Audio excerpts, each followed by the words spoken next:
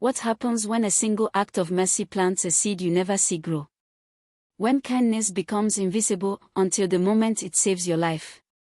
In the crowded streets of Lagos, where survival makes men hard and compassion feels like luxury, one taxi driver made a choice that defied logic. He gave what he couldn't afford to lose. He helped someone he'd never see again.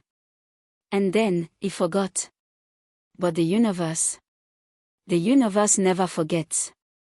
This isn't just a story about kindness. It's a story about the invisible threads that connect us all, and how sometimes, grace circles back when we need it most. His name was Samuel. A father. A husband. A man who drove through rain and hunger just to put food on the table. Welcome to Stories by the King, where every story carries a heartbeat, and every choice echoes louder than we know.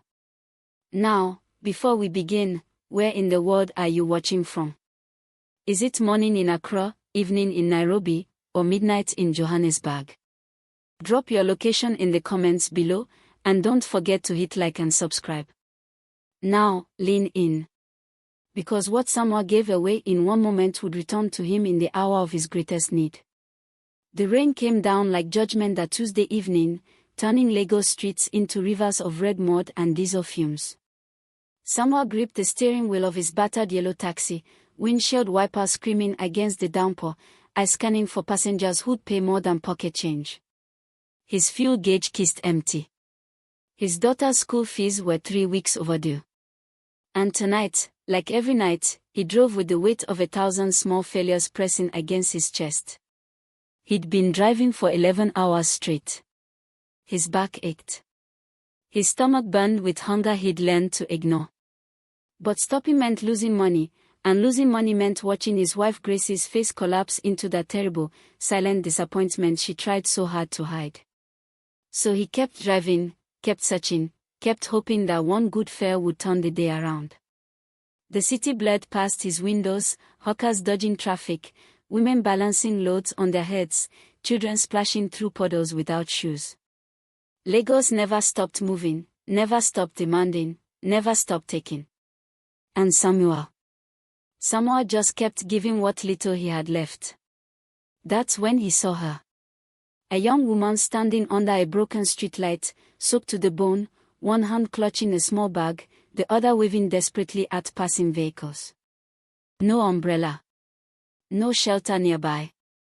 Just standing there in the storm like she'd been abandoned by the world. Most drivers didn't even slow down. Wet passengers meant wet seats, and wet seats meant complaints, and complaints meant no tips. Samuel's foot moved toward the accelerator. He should keep driving. He really should. His tank was almost empty, and the girl looked like she couldn't afford much.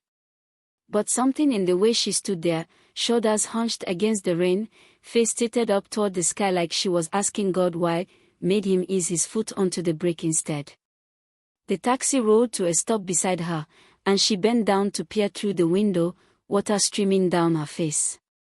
She was young, maybe 22, with tired eyes that had seen too much too soon.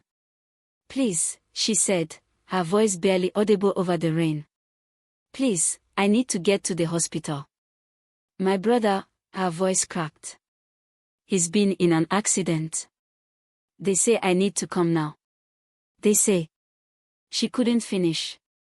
Samuel looked at his fuel gauge. Looked at her face. Made a choice that made no sense at all.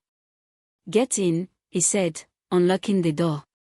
She climbed into the back seat, leaving puddles on the worn fabric, and gave him an address on the mainland, 30 minutes away in good traffic, an hour in this storm.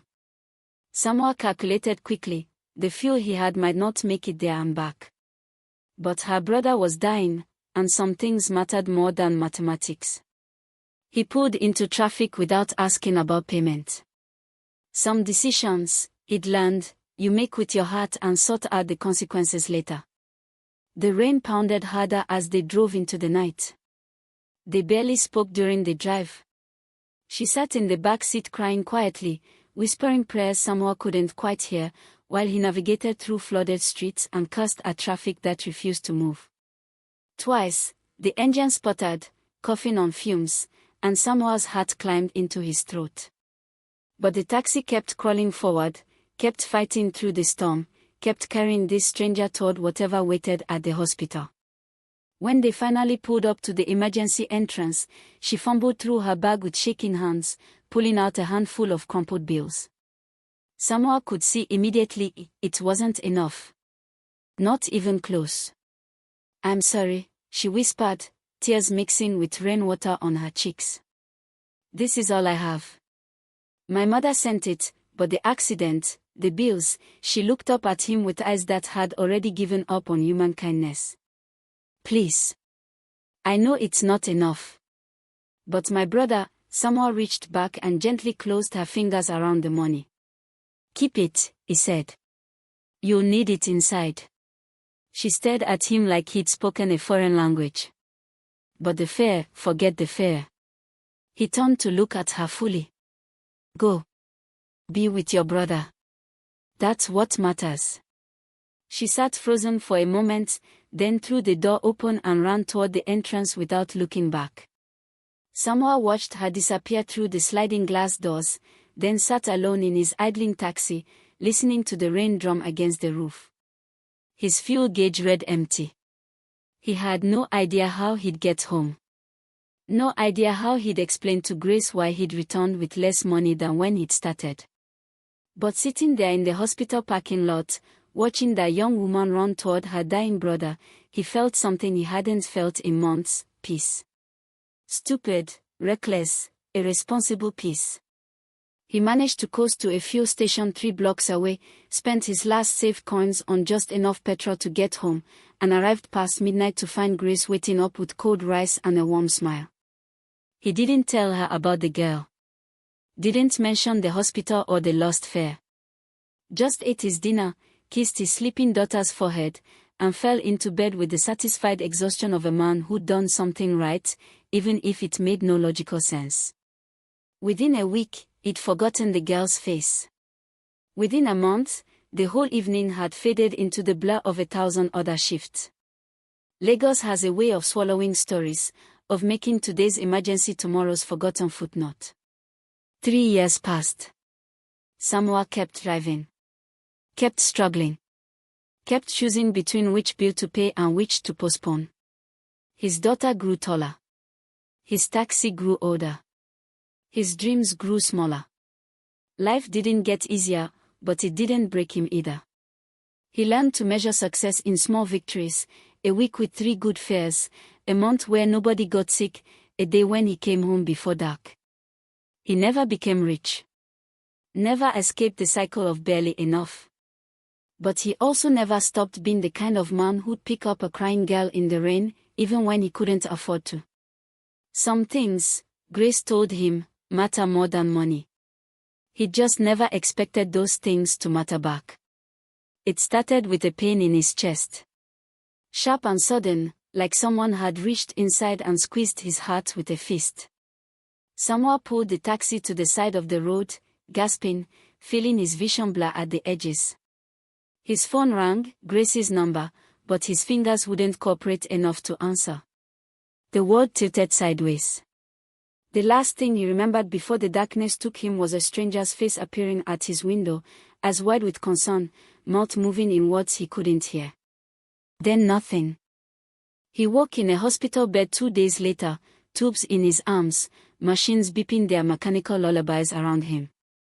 Grace sat beside him, eyes red and swollen, gripping his hand like she was afraid he'd disappear if she let go. "A heart attack," she whispered when she saw him wake. "They said it was massive. They said," her voice broke.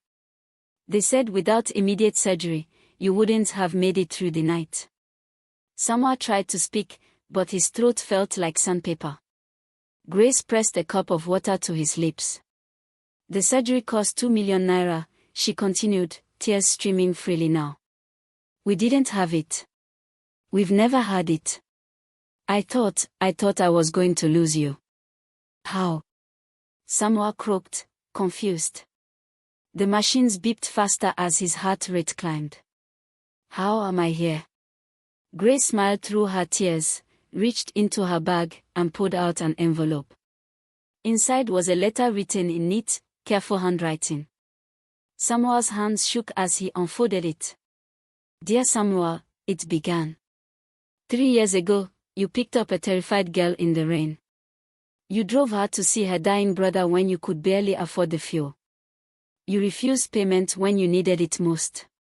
You told her to keep her money because some things matter more." The words blurred as Samuel's eyes filled with tears. "That girl was my sister," the letter continued. "Our brother survived that night, and he's thriving today because he got the care he needed immediately.